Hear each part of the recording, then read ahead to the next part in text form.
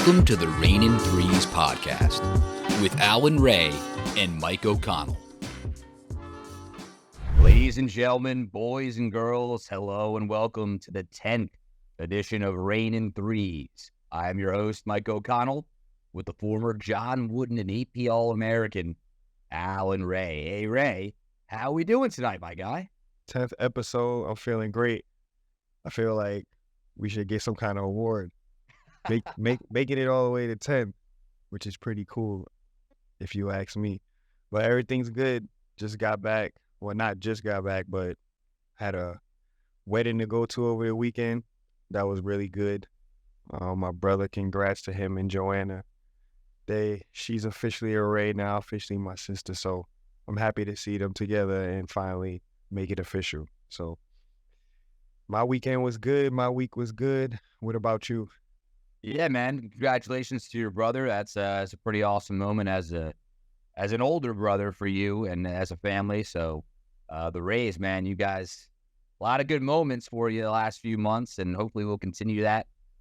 So that's just great to hear, my friend. And myself and our very own producer, Nick McGow, got lucky enough to hang out on Saturday, had a little bit of a booze cruise around the Hudson and East River on New York, so we had some fun. We were chopping it up with some fellow Villanovans, and it was a good time, man. So I'm excited to get back on here, and yeah, can you believe it's double digits already? I mean, I feel like we just started this thing, but here we are, and 75 days or so away from college basketball, right? It's just around the corner.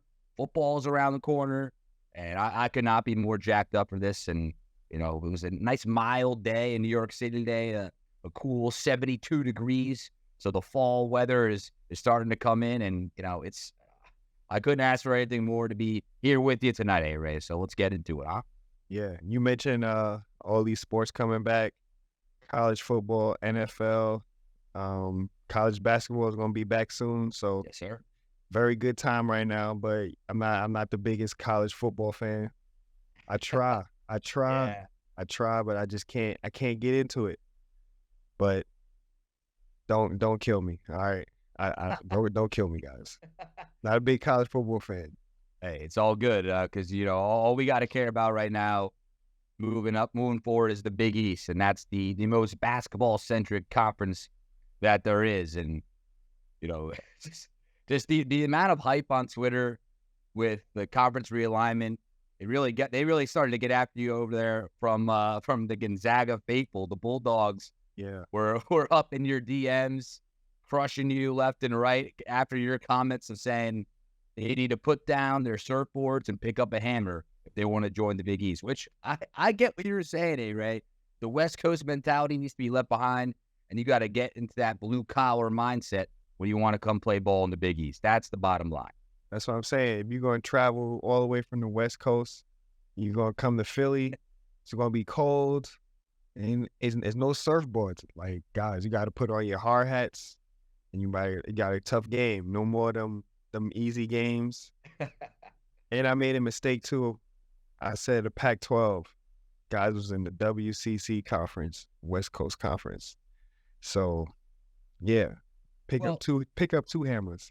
Yeah, well, and you knew that, Ray. You were just talking about them making a move from the West Coast Conference. So you were saying, like, hey, are they going to try to join what's left of the Pac-4, Pac-12, whatever you want to call it? But BYU is gone, right? That was one of their two really legitimate opponents in the WCC. It was Gonzaga, St. Mary's, and BYU, right? And then everybody else. That was basically it. And now Gonzaga is down one quality opponent that they would play not once, not twice, but sometimes three times, home and away, and then again in the conference tournament. And, those are three games that are usually against a quad one opponent, right? A top 50 RPI, BPI, Ken Palm, whatever measurement you want to need.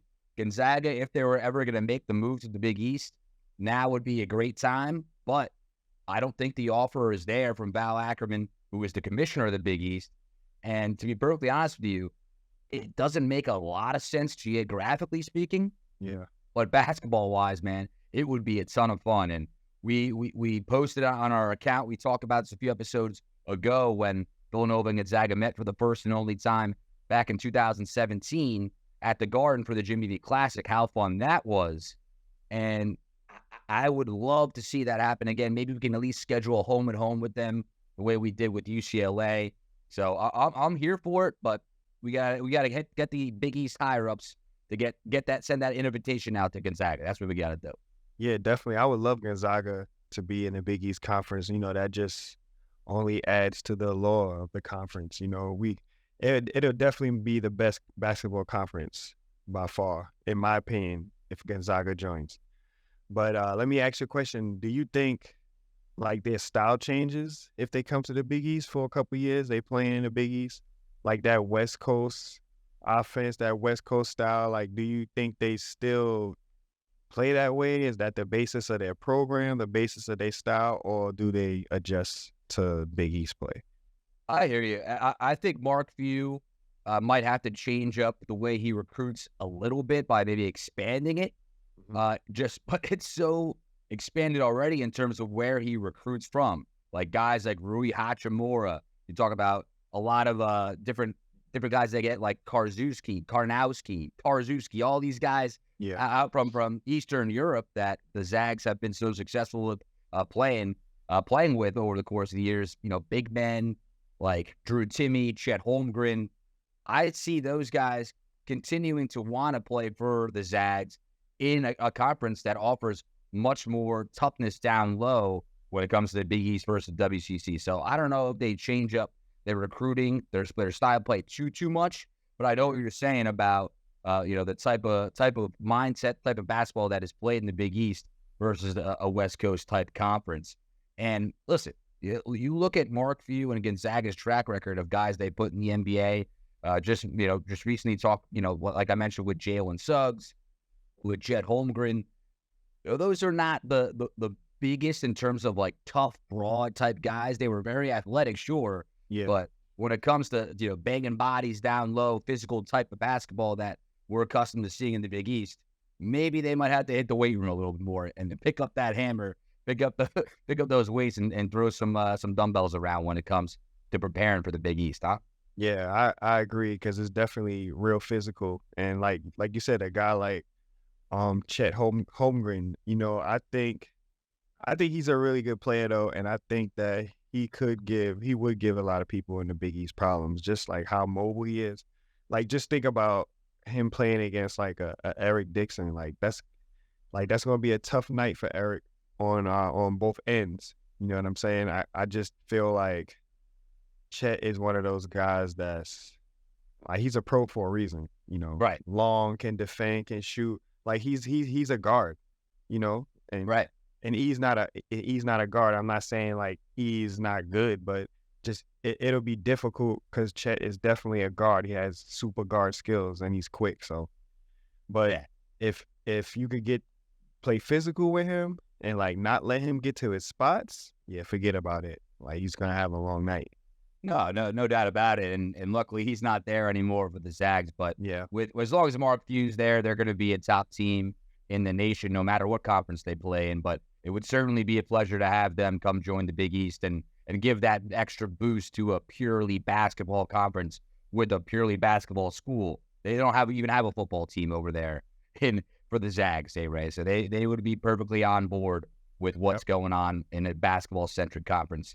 The Big East coaches, ADs, all the departments, when they think about sports, basketball comes first, not football, not soccer, not lacrosse, not baseball, any other sport you think about, it's basketball. So just a fun thing that we wanted to discuss, get out there, and the Zags faithful were all over you, Ray. And they was coming one by one too, like one person, then 30 seconds later, somebody else.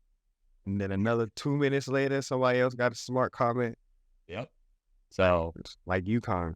But don't get us started on the UConn faithful. They love getting after you there as well. But shout out to the Zags. Yeah, we hope to play you guys in the future, and if it's not in Big East play, then hopefully we get a home and home schedule, because Villanova, we gotta love the boosted non-conference schedule when we're playing the best of the best. So just like any other year, this year is one of those examples. And listen, I can't tell you how excited I am to be 2-0. I'm gonna go ahead and give ourselves the 2-0 start with American and Lemoyne being our first two games. But once Maryland comes to town on Friday, November 17th to the Finn, Pavilion's gonna be rocking, and that's gonna be a true test to see where this team is at. Hart gonna have 30 But against hey, Maryland. that's right, a Hakeem Hart revenge game, and that's gonna be a ton of fun. We'll hopefully do something special for that game to promote the podcast, whether we record somewhere or even if we show face at that game. So looking forward to that. But let's talk about this, A-Ray. Something that we've seen, a couple of videos we've seen on Twitter that we discussed prior to hopping on this show is Brendan Housen and his windmill dunk, and then TJ Bamba with his putback dunk off a surprising Brendan Housen miss. Feel like the guy never misses after knocking down 70 in a row on camera just a few weeks ago. So give me your thoughts on Housen and showing those flashes of athleticism that we really haven't seen out of him just yet. Yeah, I definitely didn't think Hausen had that in him. But it was definitely surprising. When I seen it, I was like, oh, damn, he got a windmill in.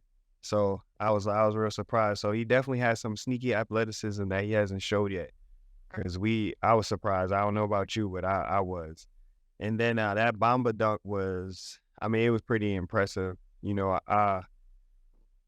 Like the timing on it, just like everything about it. And, the video added a little bit of little seasoning to it to make it look good. But I think that he got super athleticism. I've been hearing from people at Villanova that Bamba has been playing amazing, and like he's really good. So he might be that wing we need, give us a scoring boost, take off some pressure off of Justin Moore during the year. I think that's gonna be great. I'm excited. Like I know there's gonna be games where somebody's gonna go off. Like E might get 30, Justin get 30 next game, 25, Hart. Like I think we got that kind of team. Yeah, that's the makeup of this squad we got, and it's so deep and it's so experienced, right? Yeah. If you combine the fact that we have the experience, the age, with the athleticism and youth, with guys like Mark Armstrong, like Brendan Housen, apparently, who can windmill dunk and not only just windmill dunk, but knock down 70 shots in a row. I know no one's guarding him, but it's pretty hard to do that 30 times in a row, let alone double that. So I can't get enough of seeing those types of glimpses and looks at our guys. Obviously, we've seen Eric Dixon post some things before on his socials that get you excited about his development of his game of knocking down threes mid-range and then making things happen down low with some post moves. So, listen, I think this is a perfect storm. The sum of all the parts is going to be a team that is going to come to play no matter what, and really can play in so many different styles where they want to rely on their experience, want to slow things down, and really D you up and make it a low-scoring slugfest type of game. Or if you want to throw some alley-oops up to TJ Bamba, Mark Armstrong, and have Hakeem Hart and Tyler Burton start knocking down outside shots, it seems like we can kind of hit you from any possible way you even can think of. And if we play good enough defense, Ray, I don't think there's a team in the country that we can at least contend with when it comes to our athleticism, our experience, and the way that we're going to be able to play together and share the ball. Yeah, for sure. The key word you saying is experience, man. And a lot of people been asking me, oh, do you think that they can gel? Do you think that the team chemistry is going to happen quickly? Like, I really do. Like, I really believe that. And that's just coming from a player who was in that position before, who had experience, who has that experience. Like, I know what it's like going to a different situation or like going to a different team. Like in Europe, for example, like you switching teams every year pretty much. And like, you got to go in there, learn a new system right away, got to gel with your players. So me having experience, knowing how to play the right way. Obviously, I've learned that in high school and college, and just carrying that with me my whole career, I was able to like pick up on different styles with different teams, different schemes, and different ways coaches play. So I'm real confident that this group can and will gel and mesh perfectly because guys know how to play. You know, we really brought in guys that know how to play with some basketball IQ. So it's not going to be too hard for them to gel and mesh, in my opinion. That's what I think. Hey, well, we certainly value your opinion, A-Ray. I mean, come on now. So you've had that experience, like you mentioned, and we talk about some of the more athletic teams, the more deep teams that have been able to make runs and have true success throughout the year and obviously into March Madness. And teams that come to mind right away for me was your senior year, the 2006 team with you, Kyle, Randy, Mike, Will, and then the 2009 team with Cunningham, Scotty Reynolds, Corey Fisher, Corey Stokes, guys like Reggie Redding, Dwayne Anderson, who had all that experience. So I think you can kind of start to make some comparisons of this team. I'm not saying, well, whoa, they're a shoe-in Final Four team or a national championship contender, but I'm also not saying they're not far from that right now. You talk about national title odds, A-Ray, that just came out from Vegas. All the sports books just released this. Villanova, number 14. That's right there. That's right outside the top 10 for most likely national champion. Not Final Four, not to be 16, not just make the big dance, to win the whole damn thing and cut down the nets. So I think Vegas showing like, okay, the Wildcats got something cooking up here. Put some respect on their name. I think that is a sign that maybe Vegas is catching on to some of the buzz that's going on, because you talk to I was talking to someone the other day, a former player. I'll keep his name anonymous, but he was at practice not too long ago. He was blown away by what he was seeing. The athleticism, high flying dunks, but also the amount of effort these guys would show by when guarding each other, offense, defense, whoever it was, whether they were a transfer, an upperclassman, a younger guy. I mean, it was all around a combined effort of like this. Everyone is bought in, everybody is dialed in, and it's every facet of the game, A-Ray.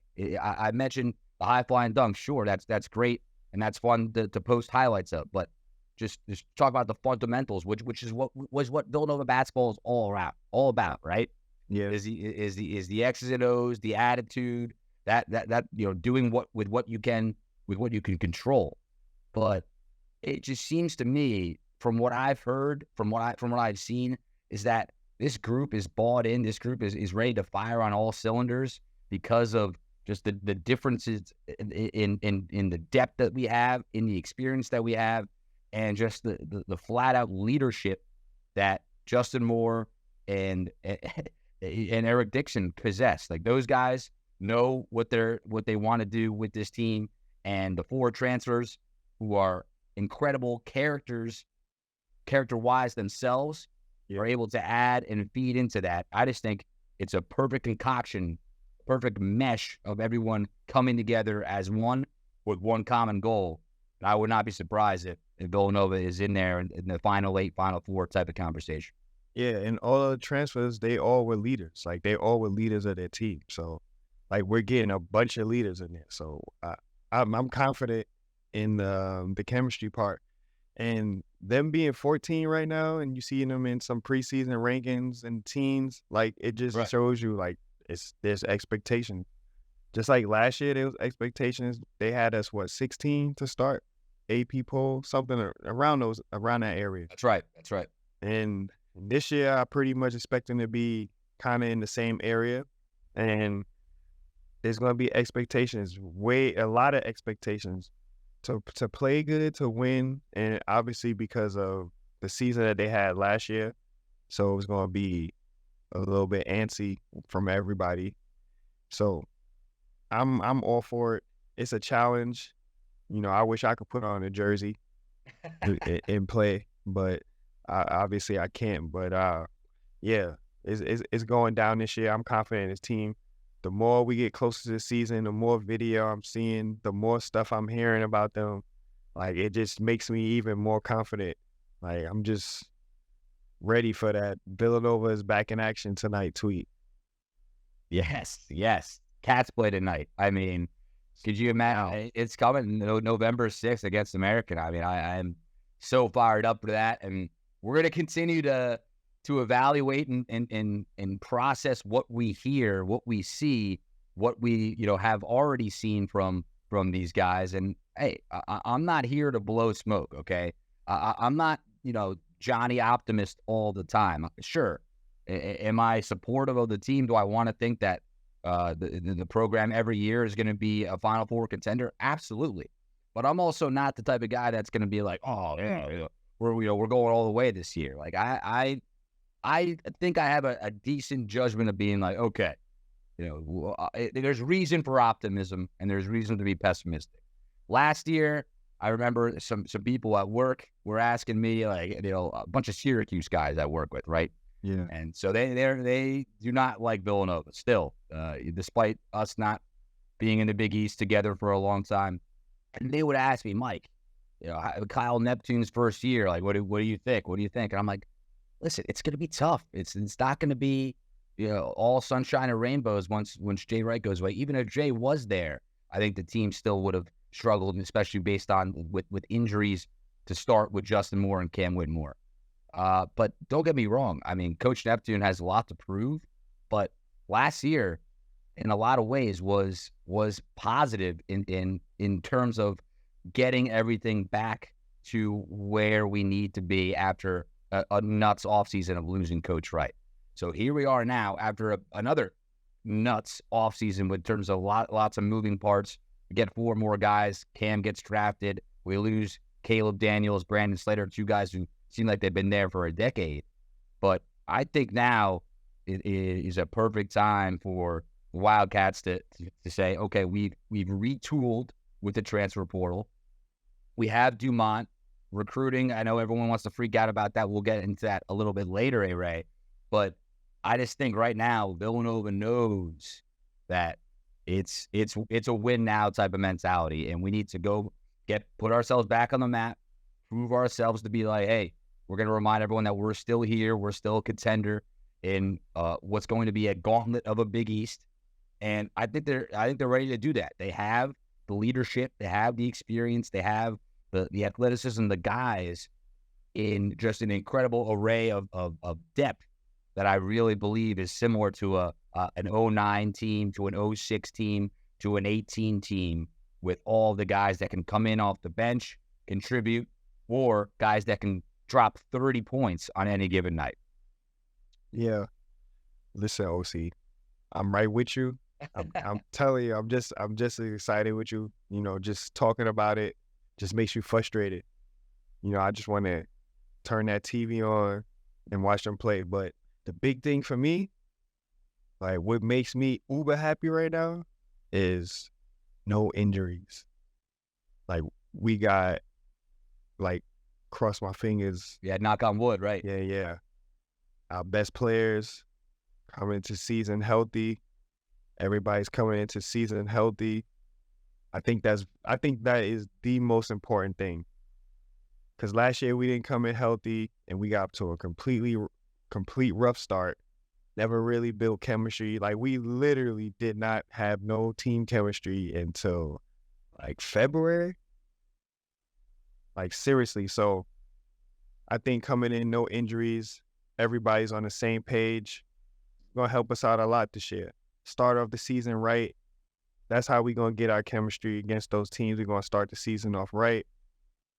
Get after it. Get ready for that non-conference. Take out bumps and bruises, whether that's wins and losses. You still could take your bumps and bruises in a win too. So I'm ready, OC. Yeah. I'm ready for it. Hopefully Hoops Mania is a good, clean, fun night. No incidences there where anybody's hurting themselves or anybody else. Yeah. If you know what I mean. So you bring up a great point about the injuries. Coach Neptune actually got that chance to sit down with John Rothstein on his podcast. And we got to love Rothstein. Hopefully he can join us at some point. That would be pretty cool because John's such a knowledgeable guy, but also just a nice guy. and a great follow on Twitter and on all social medias because he's great with the movie quotes and the references, which I certainly appreciate. As does my guy Slick too on the other side of the glass. So, but Coach Neptune sat down. We both were talking about a little bit last weekend before we started recording, Ray, and we both appreciated the honesty that he had with Rothstein, and something that he mentioned though, which you just talked about, was the health. Right, Justin Moore, when he came back after missing so much of last season, he didn't come back until February, and he was only at 70%. And that I think might be a little optimistic when it comes to like, was he really? It's a bit generous when it comes to how healthy he was. And then another guy, Jordan Longino, Coach Neptune said to John, he wasn't healthy all year long, right? He was dealing with pitch counts. He could only practice for 30 minutes at a time. So now that we kind of have this group, hopefully everybody it remains healthy and is in good health moving forward, from this point on. But you mentioned stuff's going to happen during the season, but the fact that they're able to develop the chemistry early in the offseason, ramping up from the non-conference into conference play, that is absolutely key. And I wanted to hear your other thoughts on what Coach Neptune and what he discussed with John Rothstein. It was a pretty good interview, and I appreciate his honesty. Like, he was being honest. Like, for example, when he talked about the recruiting, some years, like, they're going to hit the portal. Some years, they may get recruits. Like, you just never know until you're in that situation, or, like, you're looking at what players you're recruiting during the year. But, like, you don't know. You don't know what's going to happen. You don't know who's going to hit the portal. You might like a guy in the portal better than a recruit, and you might go that route, or everybody might expect you to want to take the guy in the portal, but you go with the younger guy because you want to develop him and you like his potential. So I think that was pretty good insight on that. Kind of shows Villanova's mindset about recruiting. So people kind of get a little understanding of like how Villanova is thinking and how they're going about the recruiting process. But I don't think anyone would be satisfied until we get a recruit, because we haven't got one yet. So Exactly. I know that's the next step. Like, we showed that we can navigate the portal. So it's like we gotta show that we can get recruits as well. You Right. know? Right. And he said to Rothstein, Ray, he said, listen, we're still trying to figure out where we land recruiting-wise with the new entity that is the transfer portal. So he was honest. Like you mentioned, we're still trying to figure this out. And I think 99% of programs out there are on the same boat, right? They are trying to figure out exactly what the best way to go about things are when it comes to getting either high school guys, transfer guys, a blend of both, whether you want to, whenever the year it happens, it's tough to do, and it's a moving target. Coach Neptune said as well. But it's tough because the NBA draft might affect it. He said if we lose guys, more of the guys than we thought that were going to be returning the next season. And he made a great point. You said it earlier. It's about buying the right people, no matter where they're coming from. So Exactly. if it's a transfer portal guy that only has a year or two left of eligibility, so be it. I think if this season, these four guys that we got, Bamba, Hart, Ware, Burton, if these players can live up to their expectations and really deliver, then I think Villanova fans are really going to trust Coach Neptune, Baker Dunleavy, the whole program, as to, okay, these guys know what they're doing. They're going to know, they know how to navigate the portal and make sure they get the type of players that they really want and need for this program to succeed. So, it is what it is in a lot of ways. I did like what Coach Neptune said. Do you have any more thoughts before we get into last season on what Coach Knapp said about recruiting? Um, I just want to agree with him about like how difficult it is Yeah, yeah. about when it comes to recruiting. Like you see guys like Cooper Flag and the Boozer brothers. Like these guys are like commodities. Like how like they're really commodities. Like how do you get a guy like Cooper Flag? Like what do you tell him to convince him to come to your school? Because he can go anywhere he want to go. Like he can sit out and don't even go to school, wait a year, and then go to the draft. Like, what do you tell a kid like that? How do you get a kid like that? So it's difficult because like these are the type of players that you want to come to your school. And if you're gonna have a power conference, quote unquote, the Big East with the premier basketball conference, like you need the best players. Right. Like you're gonna be competing every night, so you need the best players. So you got to figure out how can we get the best players. You know, it may not be enough now for kids just to. I mean, for some kids, yeah, I talk to some kids, and there's kids out there that really want to go to school but like tradition and not really worried about money. They wanna play, like they want to win. But then there's guys out there who I'm trying to get the most NIL. Like, what kind of NIL package you got? Can I get a car? You know what I'm saying? Like, that's a reality too. And just think about it as a coach. You sitting there and you trying to win a championship, but you recruiting kids and they over there talking about like, can I get a car? You know, like how much money I'm gonna get? You know, like can I get a nice apartment? Like, dude, we here to play basketball. Right. Yeah. No, exactly right. It's just it most certainly is, and with the NIL, with the transfer portal, it completely changes the what was almost black and white with very little gray area when it comes to recruiting. Right. You win. You have a great past season. You cut down some nets, whether it be in the conference, regular season, postseason tournament. In March Madness, you get to the Sweet 16, you go to the Final Four, then, okay, great. All of these recruits see that. They're like, oh, I want to play for this team because that's what I want to do. I want to go have success and go to a decent school, get a good education. Now it's like, man, I want to get paid. I want all these amenities that go along with it. You just mentioned all the nice things, all the material things that go along with the, I guess, ability to convince somebody to come play basketball at your college or university. So the game has completely changed. And listen, if you really have a problem with the way that recruiting has gone thus far, just hold your horses, right? Just have some more patience. Look what these guys have been able to do when it comes to transfer portal. We do have Dumont, so we have somebody at least to hang your hat on and think like, okay, this guy could really develop and grow into a Villanova player that's going to do a lot of good for us in the next few years. And just have faith. Have faith. Give it some more time. Class of 2024, we have 6 visits coming up in the fall. 4 confirmed, and 2 more that said I'm going to visit at some point. So Jalil Bethea, August 25th. Isaiah Elohim, September 8th. Malcolm Thomas, September 15th. Josiah Mosley, September 22nd.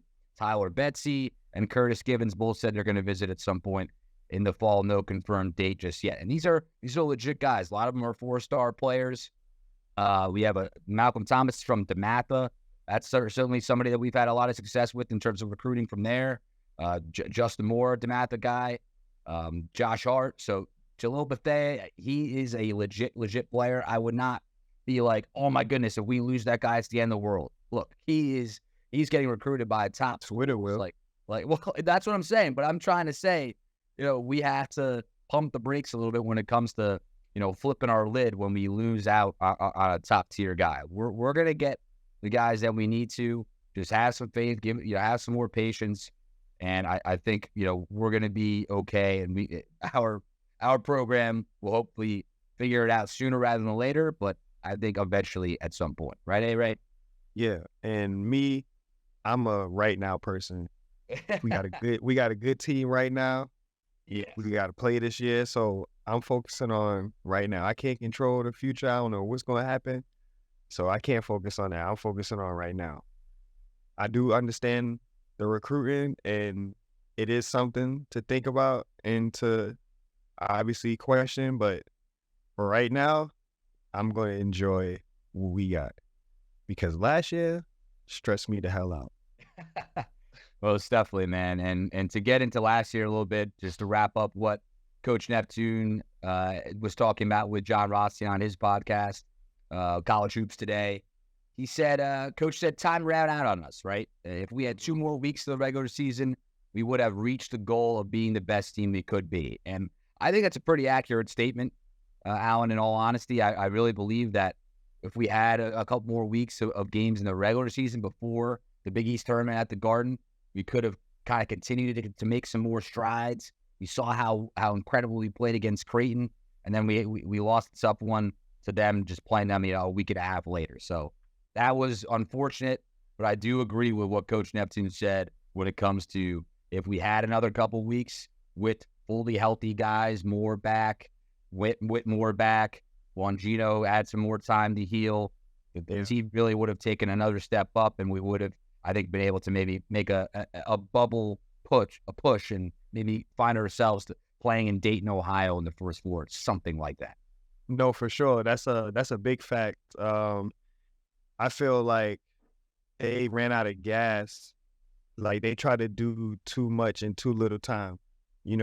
Like there was a couple of games like we played amazing, played our hearts out, exerted a bunch of energy. Like there was a stretch. Where everybody knew, the team knew, the fans knew. Like if we wanted to save the season, like we got to start winning games. And like you could see the intensity pick up every game. And I just feel like we just wore ourselves out. We tried to do too much, but we only had a little bit of time. So I think that's a real big fact also. If we did have more time, obviously, yeah, I feel like we would have went far. We could have went pretty good in the tournament. We would have made the tournament for sure. Yeah, and that's a big fact. That's what I think is a real key to the thought process of whether the last season was a success or not.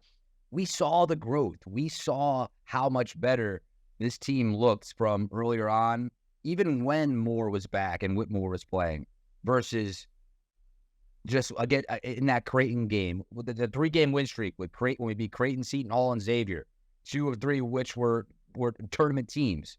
And Creighton, we whooped them. We were up double digits basically the whole game. So we were able to see the growth in the team, to be the best version of what the team was, at least what we thought was going to be, and what we had, that's a successful season in a lot of ways. That's what Coach Neptune was saying to John Rothstein, and I have to agree with him to a certain extent that the team made significant progress. You saw even Whitmore, his body language changed in a lot of ways. He was diving after loose balls. He was, in every huddle, high-fiving guys, getting fired up, showing a lot of passion. John Fana interviewed him. He was smiling. Exactly. I had never seen him smile. So I really am a believer in kind of rolling with that momentum at the end of the season and taking it and harnessing it.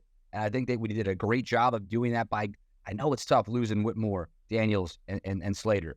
But the fact that we do have Moore and Dixon coming back, we got the 4 transfers, Bamba, Hart, Burton, Ware. And I think 3 of those guys are going to be serious big-time impact players when it comes to averaging 15, 18 points a game, something like that.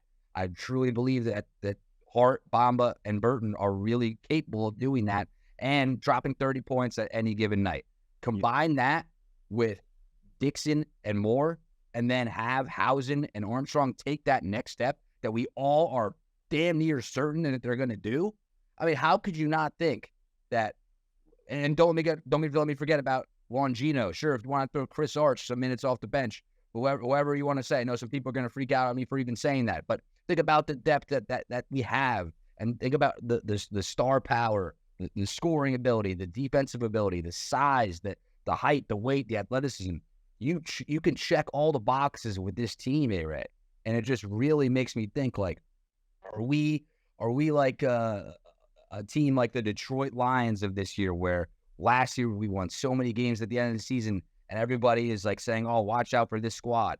And I think in a lot of ways we are, because I think we were probably going to be picked. We didn't have these four guys, the four transfers, picked at the bottom of the Big East, the lower quarter, you could say.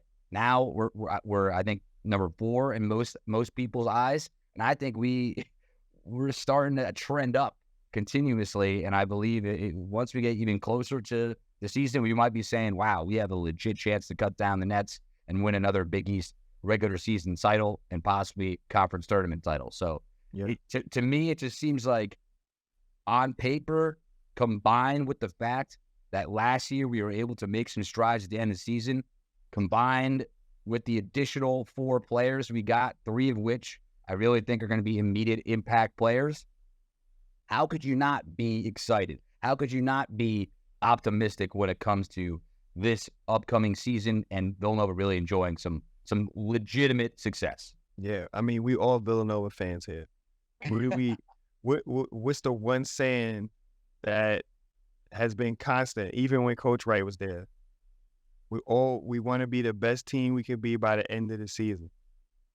And you go. This year, we was our best version of ourselves at the end of the year. Like, if you think about it, the end of the year, we was playing our best basketball. And like Neptune said, just wasn't enough time. Mm-hmm. So we finished this. Well, I'm not going to say we finished it off good, because we lost on the NIT. But without Moore and Whitmore, too. Yeah. But we was playing our best basketball technically at the end of the season last year. And that's what we could hope for this year, just to be playing our best basketball when it's time to dance. Yes, sir. And stay injury-free. Yes, exactly. Prayers up for that, man, because I think, A-Ray, if you want to talk about being due for an injury-free season, I think we might be due, right? I mean, for real. Think about Justin Moore tearing his Achilles in the Elite Eight in the final seconds of that game. I mean, I'm not going to lie, that ruined it for me. I couldn't even really celebrate after watching that. Just, honestly, it was just a tragedy unfold on national television. And it was like, everyone was celebrating. I'm just like, I'm sick over Justin Moore right now. That video, sick. That video of him and I think it was him and Coach Wright. When Coach Wright was talking to him, like, that made me sick. Oh, just devastating. And man, most Villanova fans would be like, okay, regardless if we had more or not, we were the 4th best team in the Final Four. Some Villanova fans would be like, oh, we had a legitimate shot to at least beat Kansas. Maybe we lose in the final. I really think that if Moore was healthy, that we were playing a different brand of basketball than everybody else was. I know Kansas came out and they really whooped us to start it off, but they smelled blood in the water, right? They knew. We could have won that game. There was some stupid mistakes out there.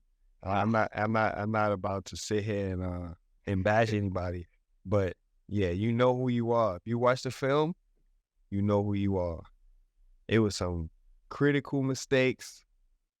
I thought, like, we was making a good comeback against Kansas. We really was, and like we gave it right back to them.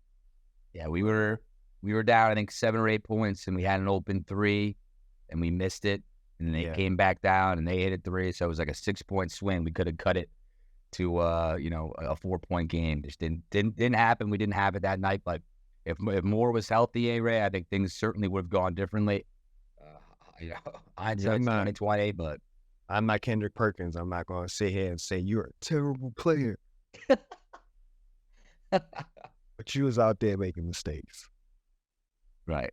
So that's it, man. And honestly, that was exactly what we needed to do, A-Ray. We circled back. We talked through the Neptune interview with Rothstein. Hopefully our listeners are leveling with us here, are seeing both sides of the coin and being like, okay, I want to trust A-Ray and OC, right? I mean, that's the bottom line. That's what we're hoping for. For And there's some serious reason for optimism, folks. So keep it going. We're going to keep giving you guys content.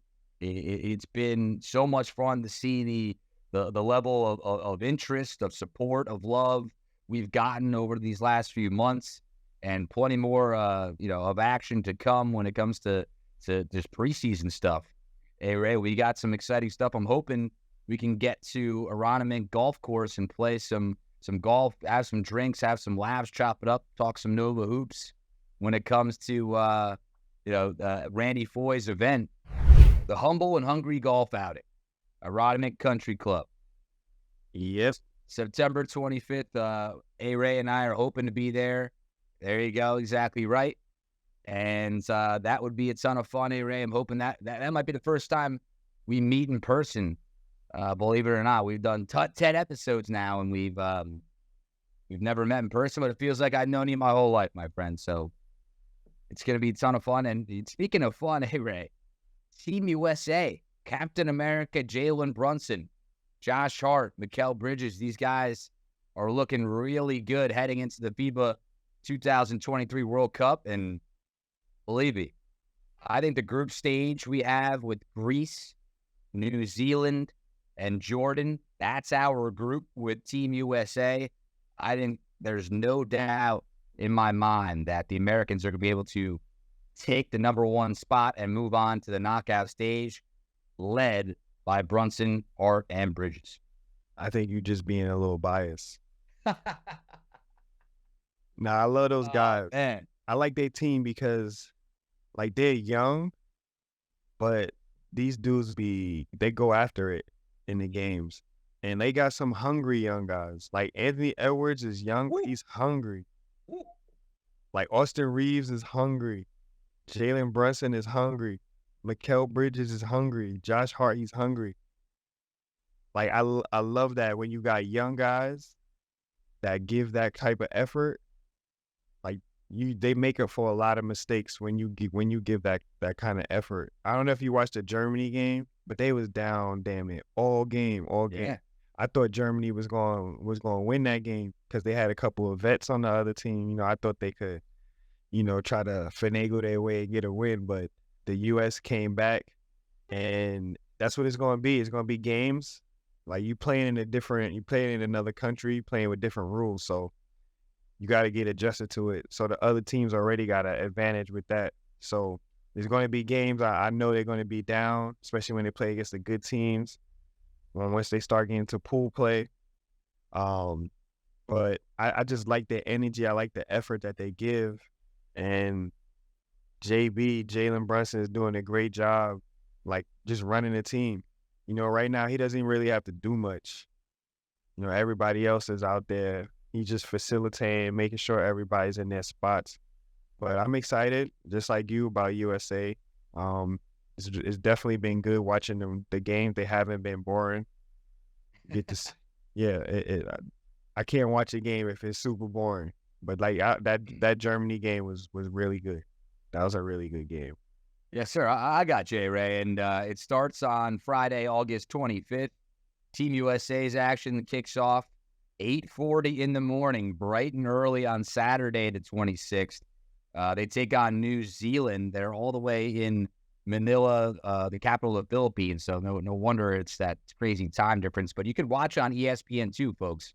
So I'm going to be tuned in to Saturday morning. It's a great reason to get up nice and early and start dialing into some Team USA / Villanova basketball. So I'm gonna be eyes glued to the TV for that one. Game 2 for the USA is on Monday the 28th, 8:40 a.m. once again on ESPN2, where they take on Greece. Unfortunately, no, the Greek freak himself, Giannis Antetokounmpo, is not going to be playing. He just said on X / Twitter the other day, it was definitely a disappointment to see that. And then game 3, Jordan is our opponent. That'll be on Wednesday the 30th at 4:40 in the morning. So that is going to be... When is that, on Thursday?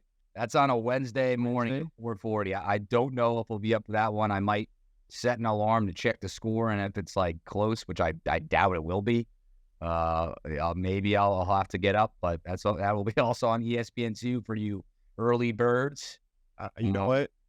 I'm definitely, if I'm not up for that second quarter, I'm definitely gonna be awake for the second half. There you go. I'm just up at that time. Don't ask me why. I'm just up at that time. You're built different, man. Oh, I'm old. Old people wake up early for no reason. So that's Group C for you. USA, Jordan, Greece, and New Zealand, A-Ray. I think they'll be able to hopefully go 3-0, maybe a scare versus Greece. We'll see. But Greece I'm ain't really got looking it. forward to it. Exactly. So I'm really fired up, though, man. I actually ordered a shirt, a Team USA shirt, so I'm excited to wear that. Hopefully I'll be sporting that on the next episode of Raynin Threes. But yeah, no, I'm stoked, man. It's going to be fun to watch these guys in action. Yeah, I can't wait till they play against teams like Australia. Like, these are teams: Australia, Slovenia, Germany, Spain. Who else? Yeah, we got France. Like, these are the teams. Like, these teams are really good. Yeah. And full of a bunch of pros. So those games are going to be very, very interesting. Most definitely. It's gonna be a blast. So yeah, catch the 2023 FIBA World Cup, ESPN2. Lots of early starts for Team USA. 8:40 on a Saturday though, to get things going against New Zealand. So that'll be prime time. On a Saturday morning, you can get up and you have the day. You don't have to worry about going to work. At least most people don't. So yeah, I'm fired up. Already got my Team USA gear in the mail. I was hoping to get it before tonight's show, but it is what it is. But Raynin Threes, A-Ray, we've got some merch coming your way, folks. I've been getting a lot of DMs, texts, things like that, emails. It's been cool to see the thirst, right? The hunger for our gear, A-Ray. And no, that hat is fire though. I'm not gonna lie, it is. Yeah, it's fire.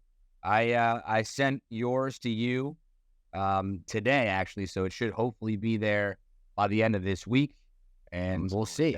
We'll see if you'll be. Hopefully, you could rep it next episode as well. But we've got a lot of that. People are asking for beanies, already. I don't know if it's beanie season just yet, but not yet. But we got you guys, and we're just gonna have a ton of fun things coming up soon for you guys this season. A-Ray, Slick Nick, and I, we've been discussing. We have a lot of things cooking up, a lot of great ideas to get some, us out there, show you guys some support, some love as well. And we're gonna have some events in New York and Philly, at games hopefully. And this is, it's an exciting time, A-Ray, because if Villanova's basketball season is as good as we hope, as successful and fruitful as we think, then boy, we're gonna have a fun end of 23 and into 2024, huh? Yeah, for sure. Like, I want to go next year to the Big East tournament and walk around the arena, and when people call me, I don't want them to be like, damn, hey Ray, what's up with the team this year? I don't want to hear that this year. Nah, no way. I want it to be like, hey Ray, we going to the Final Four, right? Yeah. Oh man, that certainly would be a blast if we go on a nice run. And if you remember correctly, Ray, I did say that we would at least go to the Sweet 16, and that was about a month ago. So yeah, all I'm saying, man. Nah, I'm with you on there. I'm creeping up on there. Okay, all right. That's what I wanted to hear. That's all I wanted to hear. Yeah, I'm telling you, the more I see, the more I hear about the team, like the more confidence I get in them. Yeah. Oh. Like I could see it. And like you could see with all the analysts and all the lists coming out, like even with having them the fourth team, best team in the Big East, like I just feel like they can't put them above other teams because of the season we had last year, and we got all new players. So like, let's stick them right here and see what they do. Correct. But they know, they excited about it too. I know you are, John fan. I know you are. John Rothstein, I know y'all excited. Most definitely. And the thing, though, all the positive press I've been seeing, I saw some things on Twitter, on X, whatever you want to call it as well. It ranked Villanova as the 18th best program of all time. And I wasn't too fired up about that. I usually am excited to see Villanova's name mentioned in anything, any sort of list, right? You know, we talk about that all the time. It's always fun to see us get in the mix when it comes to all-time lists and best teams of the decade, things like that. But 18 as a program, all time, I think we got to be top 10. Anyway, this is me. UCLA, UNC, Kentucky, Duke, and Kansas. Top 5. You could argue about Carolina, Kentucky, UCLA being number 1. That's my top 5 all-time programs.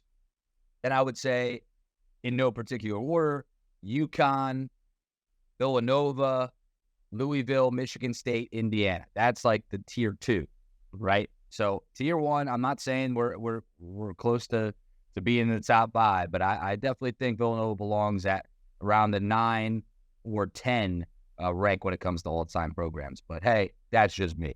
I agree with you, and especially, you know, we got some titles under our belt, so we definitely deserve to be in top 10. You know, it's not a lot of teams that have titles. Like, you can't, in my opinion, like, you just can't put a team like in front of you that has less championships than you. You know what I'm saying? Like, it's hard. Yeah, completely agree. And yeah, shout out our guy Nick McGow, Michigan State guy, Michigan State Spartan fan, and Michigan State's right there. Michigan State, Louisville, and Villanova. There was another post I saw. It was like, rank these 3 programs in order, and that's another one. It's tough. I think Villanova is 1, Michigan State 2, Louisville 3. You know, could you argue Louisville 2? I don't know. I'm definitely not putting Louisville in front of Villanova. No, that's what I'm saying. I'm definitely not. I think I saw that tweet you said too. Like, Villanova, they had like the logos. Exactly. Yeah, I seen that tweet. Exactly. So it's been a lot of fun chopping up with the array. Of course, we're gonna continue to break things down every week, every 2 weeks. We'll kind of feel it out, see what comes out when it comes to possible recruiting news, when it comes to more lists and preseason top 25s and bracketology from our guy Joey Brackets. Lots to continue to monitor. Keep with the love and support on Twitter. That's A-Ray for 3, MJOC_IV. Our joint account is at Raynin_3S. You can follow us on Twitter, Instagram, TikTok, you name it, guys. We're on there. You can reach us on Threads. Not that anyone's even really using that anymore, but we're available on Apple Music, Apple Podcasts, Spotify, Google Podcasts, YouTube. So wherever you guys want to look for Raynin Threes, you're going to find us. And episode 10 in the books, Ray. It's been a ton of fun. And, let me hear your final thoughts. Looking forward to episode 11. Like, I just think that's a big accomplishment for us, a big milestone, just getting to 10, honestly. And I just want to say thank you for everybody that support us and that listens, takes the time out. We definitely appreciate it. And like, we do this for you guys. So just wanted to say thank you to everybody out there, and shout out to us for number 10. Yes, sir, Ray. Always a pleasure, my friend. So with Alan Ray, I'm your host, Mike O'Connell. Thank you guys so much for tuning in, and catch us next time on episode 11 of Raynin Threes. Yes, sir. Peace out.